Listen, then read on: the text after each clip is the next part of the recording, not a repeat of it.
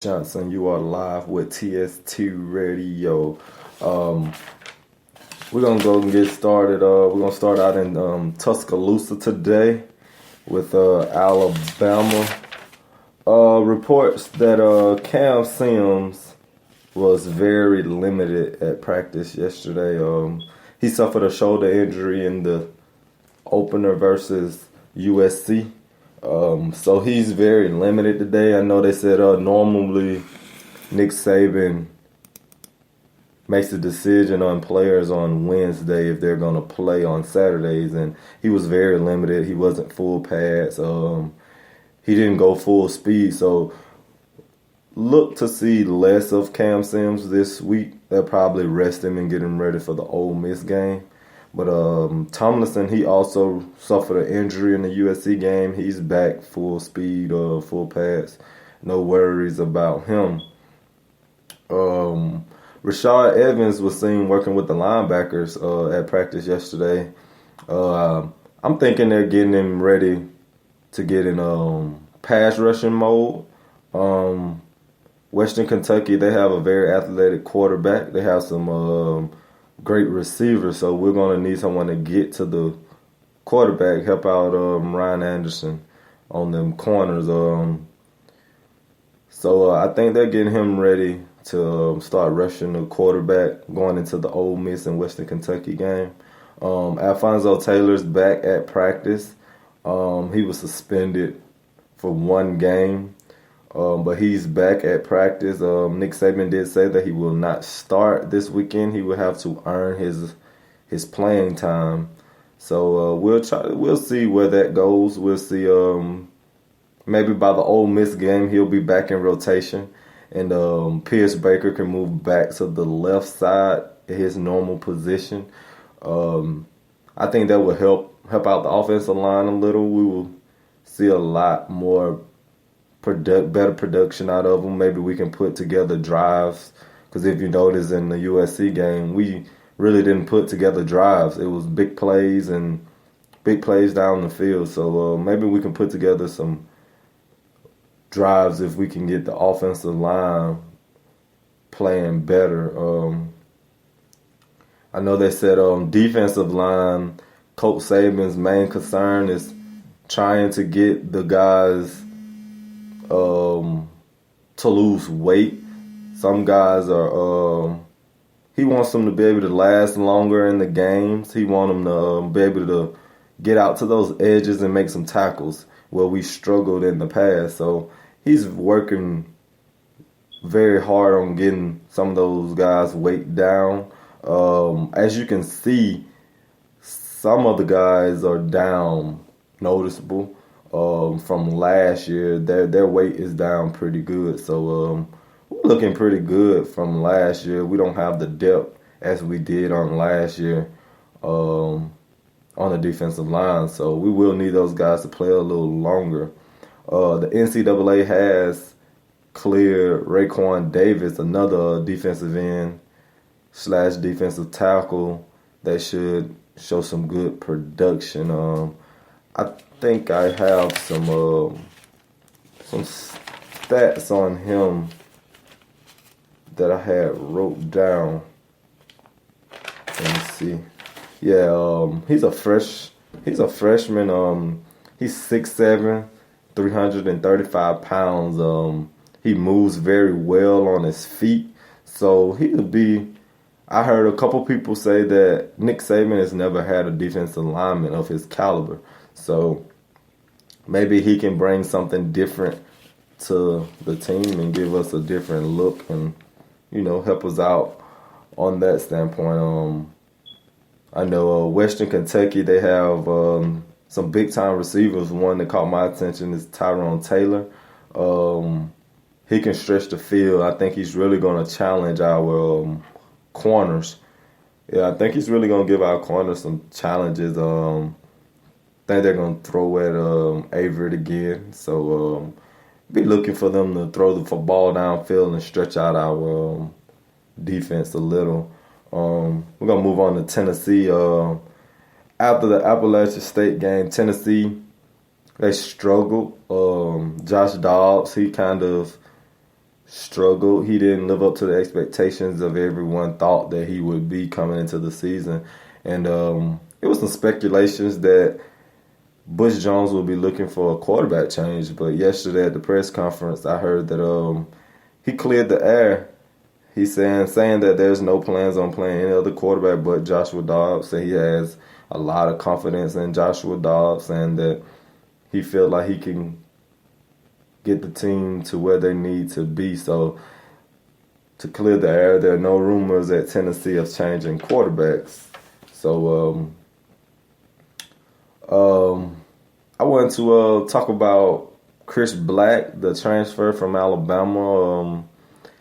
The guy, he didn't see much playing time on the field. He had little production at the University of Alabama. He made a decision to transfer this year right after the national championship. He announced on Twitter that he was transferring. He did transfer to Missouri. He's doing pretty good over there. It's a pretty good transition. Even though they lost their first opener, he did contribute to 6 catches for 102 yards. Like I said, we really didn't see him do much at the University of Alabama, but in Missouri, he seems to make a good transition. Seems like he's going to do pretty good over there. So glad to see he's doing good. That's my first time hearing about how he was doing. So I'm glad to see the guy doing pretty good. Like I reported the other day, head coach Jim McElwain at Florida, he's very confident going into the weekend. I was watching the press conference yesterday. One of the reporters asked him, is it possible for Florida to have a letdown against the Wildcats this weekend? Bush Jones kind of laughed at those. He kind of laughed at it. So that kind of shows that he's very confident. No confidence has been lost in his team. Like I said, he laughed at the comment about them having a letdown. He feels like they're going to go in and make a statement to the SEC and the rest of the country that Florida is the real deal. So be on the lookout for Florida and Kentucky this weekend. That should be a good game. There's both SEC matchup, so be on the lookout for that. Florida, his team needs to get better in the red zone, and they need to get better on third downs. Says red zone offense really needs to improve. Last week they made good on one of 2 of their red zone trips. One was killed by a fumble. The other capped off an 8-yard run by the running back. So they're looking a little shaky in the red zone. You know, in the SEC, you need your red zone play to be almost perfect to go deep and win the SEC championship. So that's something that they will need to correct as going forth in this season. So look for South Carolina to improve their offensive red zone production and their production on third downs. Texas A&M, Kevin Sumlin was heard saying that he's still trying to tweak his offense. He's trying to find what Trevor Knight's strengths and weaknesses. A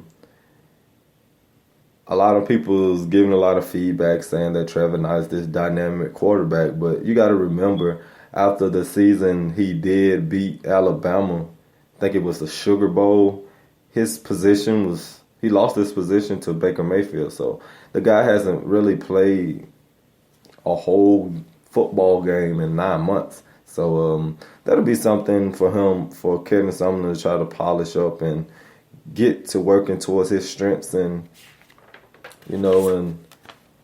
get that team rolling as people expected them to be rolling at this point. Notre Dame did name Kaiser as their starting quarterback. I know I addressed earlier that I didn't see why they was running the 2 quarterback system, because Kaiser, of the production that Kaiser was delivering against Texas. So as I thought Kaiser would get the starting position, he did win out the position. So looking forward into the season, you'll see Kaiser kicking off the game for Notre Dame. LSU, they're looking to make some changes on their offensive line because of the suspension from the guy with the dirty hit. I think Les Miles did express KJ Malone will get some playing time. So look for him. Look for that offensive line to. They might miss a beat. I don't know. I don't feel like they'll miss a beat. I feel like Malone will come in and pretty much step up and make everything happen. So moving on to some high school football tonight. We're getting our second week of area play. We have JD. They're going up against Enterprise tonight. Enterprise has some good talent. They have a very explosive offense. They have some receivers that can high point the ball very good. They have a quarterback that can sling the ball around. So you should look for that game tonight. You should go out and catch that game. It should be a very good game. Another game we have tonight is Lee versus Smith Station. Lee has like I said, Lee has a very explosive offense. Look for Henry Ruggs to make some plays. Look for DJ Patterson and Michael Huntley at the quarterback positions to make some plays. They have a very good safety that I'm going to look out for also. So, Smith Station, they're not a bad team also. So look out for those guys coming in, trying to win an area game tonight. I will be tuned into both games tonight. So that should be some pretty good stuff. Look later, for we should have a coach from JD and a coach from Lee. We're going to try to get some phone interviews from those guys. So stay tuned for that. Make sure you follow us on Twitter at TrueSportsTalk.com, like our Facebook page at True Sports Talk Radio. You can find me at my personal page as Marcus Darrell Johnson. You can find us on YouTube at You can find us on YouTube at True Sports Talk Radio also. So make sure you hit us up on all our social media. I am your host for today. I am Marcus Johnson. This is TSTRADIO. Make sure you tune in every day. We will give in all of your latest updates on all sports. This is my time for the day. Thank you for tuning in.